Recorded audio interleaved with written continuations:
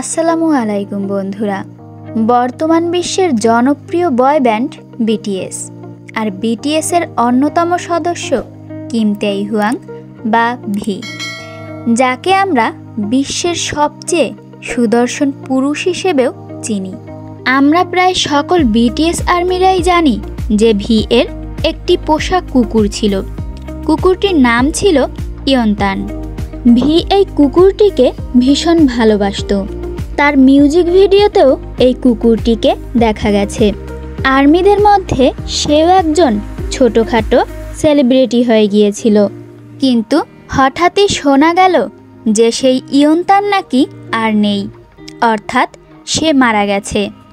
গত 2রা ডিসেম্বর 2024 তারিখে ভি তার ইনস্টাগ্রামে একটি পোস্টের মাধ্যমে এই কথাটি শেয়ার করেন। 2017 সালের ডিসেম্বর মাসে ভি ইয়ন্তানকে অ্যাডপ্ট করেছিল। অ্যাডাপ্টেশনের সময়ই তাকে জানানো হয়েছিল যে এই কুকুরটির হার্টে কিছুটা সমস্যা রয়েছে। অ্যাডপ্ট করার কিছুদিন পরই কুকুরটি অসুস্থ হয়ে পড়েছিল এবং তাকে সার্জারিও করা হয়েছিল।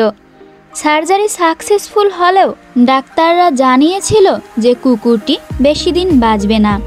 তবুও ভিয়ের মধ্যে ইয়ন্তানকে ভালোবাসার কোনো ঘাটতি দেখা যায়নি। সেই ইয়ন্তান আজ আর আমাদের মাঝে নেই। ভি তার ইনস্টাগ্রাম স্টোরিতে গত 2রা ডিসেম্বর পোস্টের মাধ্যমে জানান, হ্যালো আর্মি, আশা করি আপনারা একটি উষ্ণ সময় কাটাচ্ছেন। আমি খুব খুশি যে আবহাওয়া এখনও ততটা ঠান্ডা হয়নি। অনেক দিন হলো গানের মাধ্যমে আর্মিদের শুভেচ্ছা জানানো হয় না।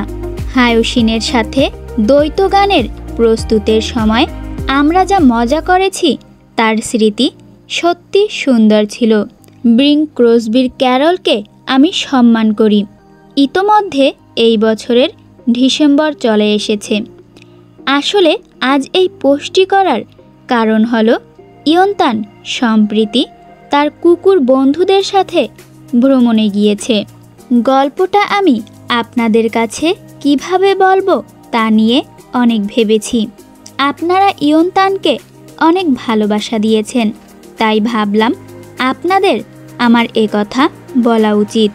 আপনাদের কাছে চাইব আপনারা ইয়ন্তান সম্পর্কে ভাবুন, যেন সে তারকাদের মধ্যে সুখী হতে পারে।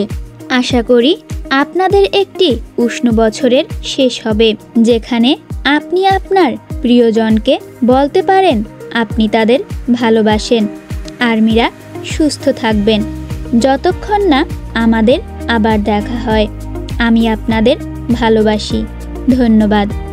ভি এর এই বার্তার পরে আর কোনো সংশয় থাকে না যে ইয়ন্তান আমাদের মাঝে আর নেই। সে আকাশের তারা হয়ে গিয়েছে। আজকের ভিডিও এই পর্যন্তই। সম্পূর্ণ ভিডিওটি দেখার জন্য ধন্যবাদ।